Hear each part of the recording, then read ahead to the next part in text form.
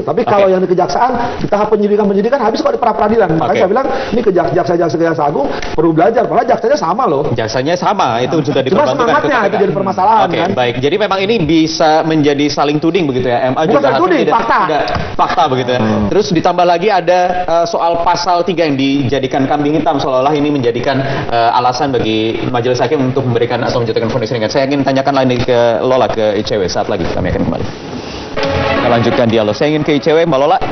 Kalau ICW ini agak sedikit mempermasalahkan kenapa jaksa, sekali lagi tadi juga sudah digaskan oleh Pak Asep, ini kuncinya ada di jaksa lagi, yang kerap menggunakan pasal sapu jagat nih, pasal 3 Undang-Undang Pemberantasan Tindak Pidana Korupsi. Apa yang salah dengan pasal ini? Iya, pasal ini kan sebetulnya gini, kalau dari tren vonis sendiri gitu ya, dari pemantauan ICW ditemukan bahwa pelaku yang paling banyak melakukan tindak pidana korupsi itu levelnya pegawai negeri, pejabat publik gitu ya, penyelenggara negara gitulah. Jadi tiga aktor ini kita rangkumnya di PNS atau pegawai publik gitu.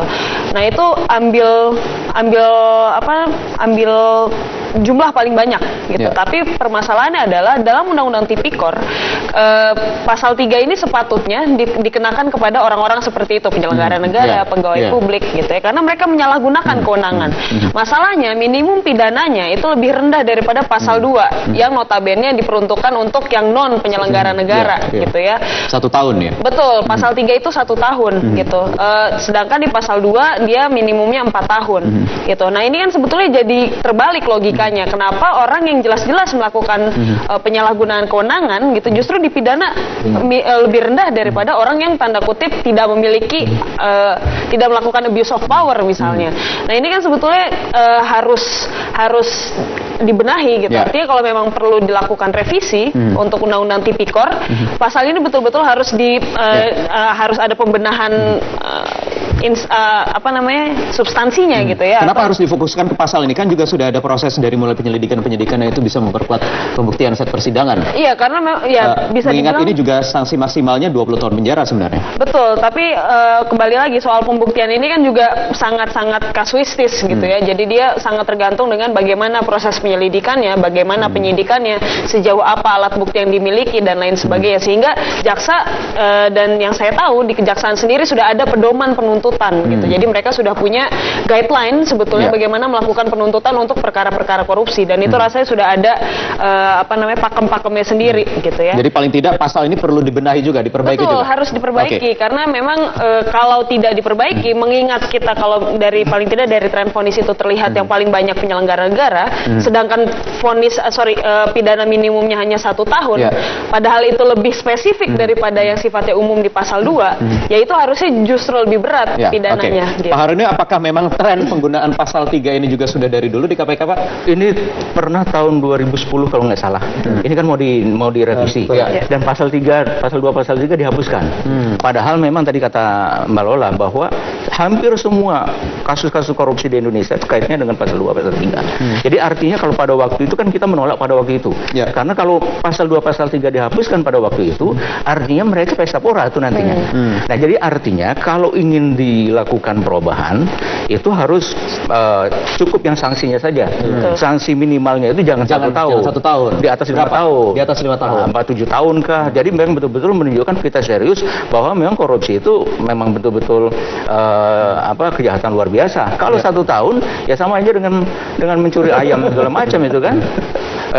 Dan biasanya kalau umpamanya hakimnya yang safety player gitu, dia akan cari yang paling aman lah. Artinya tidak ada lagi kekhususan tindak pidana korupsi sebagai extraordinary crime lagi kalau seandainya itu bisa. Dan kenapa kebanyakan tuntutan dikenakan pasal 2, pasal 3? Memang kasusnya pasal 2, pasal 2, pasal 2, pasal 3, yaitu para PNS, para penyelenggara negara, dan mereka masuknya di pasal 2, pasal 3. Butuh proses untuk merevisi pasal di Undang-Undang Tipikor ini, tapi paling tidak ada wacana juga, perlukah memang Pak Asep, Anda setuju tidak ada panduan teknis bagi hakim Ya, hakim itu hanya untuk menghukum berat koruptor? kalau hukum berat ya pasti, proses mati pun Perlu ada. panduan teknis? Enggak, kalau hakim itu kan Tidak independensi. perlu. Ya, Independensi, kebebasan. itu sudah Kalau dijamin jaksa, kalau undang-undang ya. KPK ada komandannya, harus lapor, ada rentut dan sebagainya. Kalau hakim nggak boleh. Ketua pengadilan, jangan ketua pengadilan, ketua Mahkamah Agung tidak boleh. Ketika dipegang oleh sah perkara, jangan coba-coba ketua MA, tunggu lu nanti kasasi. Nah itu bedanya di situ. Jadi punya kemandirian, independensi, imparsialitas di situ hakim. Tapi menarik tadi, memang ada ketidakkonsistenan ketika menggunakan pasal 2 pasal 3. Kasus sama, lain dengan pasal 2 pasal 3. Penyusunan undang-undang ini ada kesalahan sangat patah benar kata Kalola Pak Haryono. Harusnya pasalnya lebih berat, tapi kan 1 tahun. Tapi ini juga kesalahan juga karena di penjelasan pasal 4 hal meringankan. Ada lagi konsisten lagi pasal ketidakadilan, pasal 12 A huruf D, 12 huruf B. Yang bikin undang-undang inilah yang bikin ngawur. Makanya ketika memang KPK maksimal menggunakan yang penting pasal 2 pasal 3 yang penting dinyatakan salah. Kena maksimal jangan kena minimal. Inilah perubahan. Tapi aneh nanti Mas Wahyu akan lihat bahwa pasal-pasal korupsi ini hadirnya bukan di Undang Tipikor tapi di KUHP. Di KUHP. Bahkan ini banyak pasal-pasal yang memang saya dengan segala hormat kepada guru-guru saya yang nyusun ini ada kejanggalan-kejanggalan, ada tidak harmonisasi, tidak sinkronisasi. Bisa kasih contoh, hakim kalau terima sesuatu bukan korupsi loh di pasal DRU KUHP. Itu kan mengejutkan sekali.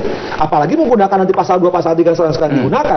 Sedangkan pasal 2 pasal 3 aja tidak konsisten. Kadang-kadang pasal 2 nanti kalau mau ringan gunakan pasal 3, kalau enggak gunakan pasal 2. Itu kan logika yang salah, padahal hukum itu harus pasti tadi di mana menggunakan dakwaan pasal 2 sejak awal, pasal 3. Bahkan yang lebih parah lagi, kadang-kadang jaksa menggunakan alternatif, kadang-kadang subsidiaritas. Itu kan ngawur penegakan hukum menggunakan itu. Jadi tidak perlu ada panduan teknis ya. Sementara ini ada ini didesak oleh ICW nih. Yang mengatakan Mas Aradila Cesar sendiri, Mbak Lola. Ya, sebetulnya tidak perlu kalau menurut Pak Asep. Ya, karena gini, kita juga melihat disparitas putusan itu sangat jauh gitu ya. Misal dalam temuan ICW ada perkara atas nama terdakwa Herzardani gitu ya. Dia kerugian negaranya 10 juta rupiah, pidananya 1 tahun gitu ya. Lalu di perkara lainnya atas nama terdakwa Andi Reman dan Hari Subagio itu kerugian negaranya 6 miliar rupiah juga 1 tahun.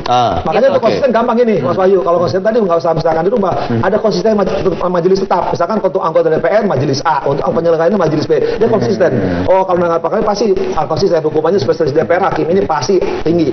Itu strateginya ya, tapi tidak melalui panduan teknis. Nggak usah panduan teknis. Semacam kamar itu ya. Semacam kamar, cuman spesialisasi personal hakim. Bisa treatment itu? Oh bisa. Dulu kan seperti gini yang paling gampang. Kalau hakim spesialis narkoba harus si Asep, hakim tipikor si Asep, harus ini, hakim cerai si B gitu. Udah hafal itu. Jadi ketika ini pasti konsisten. Jadi ketika beda, ketahuan kalau anggota legislatif dia kenapa berbeda jauh. Karena pola tidak jauh. Ketika misalnya anggota DPR tertangkap, polanya sama kan, main proyek. Ketika hakim terima pasti polanya terima uang, gratifikasi suap. Nah ketika spesialis hakimnya, majelisnya tetap di situ main, itu akan salah satu. Apakah bisa menjamin, ICW yakin itu bisa menjamin proses persidangan juga bisa memuaskan semua pihak, terutama yang sebetulnya pegiat anti korupsi? Sebetulnya kan kita yang mau kita antisipasi adalah bagaimana treatment untuk meminimalisasi disparitas itu, karena disparitas ini betul-betul mengganggu gitu. Satu, tidak ada kepastian, kedua bicara keadilan juga tidak tercapai gitu ya. Dan terlalu jauh gitu. Artinya ini kan treatmentnya jadi sangat jauh ketika ada orang dengan kerugian yang mengakibatkan kerugian negara 10 juta, terus treatmentnya sama dengan orang yang melakukan korupsi dengan kerugian negara 6 miliar gitu. Nah kalau anggaplah memang ada dimungkinkan pembedaan melalui kamar-kamar tersebut, adakah jaminan ketika nanti di level MA itu bisa terbawa ke pengadilan tinggi, pengadilan negeri. Nah itu sebetulnya itulah kenapa kami salah satunya adalah merekomendasikan paling tidak ada guideline gitu. Artinya tidak serta-merta mengintervensi, tapi bahwa seperti penuntutan di kejaksaan misalnya, dia kan ada dengan nilai kerugian sekian dari sampai sekian, tuntutannya sekian gitu. Paling tidak yang seperti itu. Jadi tidak serta-merta intervensi, tapi paling tidak ada batasan-batasan yang jelas sehingga ada kepastian bahkan sampai hakim-hakim terakhir mungkin ada pandangan berbeda dari Pak Haryono atau sama sepakat dengan usulan tadi yang disampaikan oleh Pak Asep atau Mbak Lola? Ini para hakim seperti sama dengan penyidik juga auditor itu sama. Itu harus ada spesialisasi. Jadi karena begini, kalau dia sudah terjun ke lapangan, dia tidak perlu belajar lagi. Kalau umpamanya dia kadang mengatakan ini, kadang ini, jadi dia hanya dapat kulit-kulitnya saja, itu bahaya nantinya. Jadi di sini dia umpamanya dia menangani perkara maling ayam, di sini korupsi, terkontaminasi nanti dia. Jadi memang saya setuju dengan yang tadi. Kemudian juga mengenai batasan semacam panduan teknis. Itu panduan itu memang salah pertama untuk pengawasan. Kemudian untuk panduan si mereka itu juga, kemudian ada keyakinan, ada kepastian bahwa kalau dia kerugian negaranya sekian, dia akan kenakan tuntutan adalah sekian. Kalau sekarang kan enggak, semau-maunya si penyidik aja kan. Apalagi kalau umpamanya tidak diadakan gelar perkara. Penyidik mengatakan, oke, kamu 8 tahun, yang ini tiba-tiba 3 tahun. Ya, saya subjektif saya dong katanya. Oke, baik. Jadi artinya memang semua ini harus diperkuat, harus dari mulai hulu, dari penyelidikan, kemudian penyidikan nanti sampai ke proses persidangan, jaksa dan juga hakim, semacam guideline begitu ya, sambil menunggu ini revisi juga prosesnya belum tentu dalam 1 tahun bisa selesai juga. Terima kasih Bapak-Bapak, Mbak Lola, terima kasih atas waktunya, dan pemirsa, Prime Time News akan segera kami lanjutkan bersama rekan saya Rory Asyari dengan perbincangan atau tema dialog berikutnya. Silakan Rory. Terima kasih Wahyu. Pemirsa, pemerintah bersikeras untuk terus melanjutkan pembangunan kereta cepat Jakarta-Bandung di saat PT KCIC yang merupakan konsorsium pembangun dari kereta cepat ini belum memenuhi berbagai macam syarat dan juga dokumen ke Kementerian Perhubungan, dan juga proyek ini diprediksi merugi. Masih layakkah pembangunan kereta cepat ini dilanjutkan? Kami akan bahas usai jeda.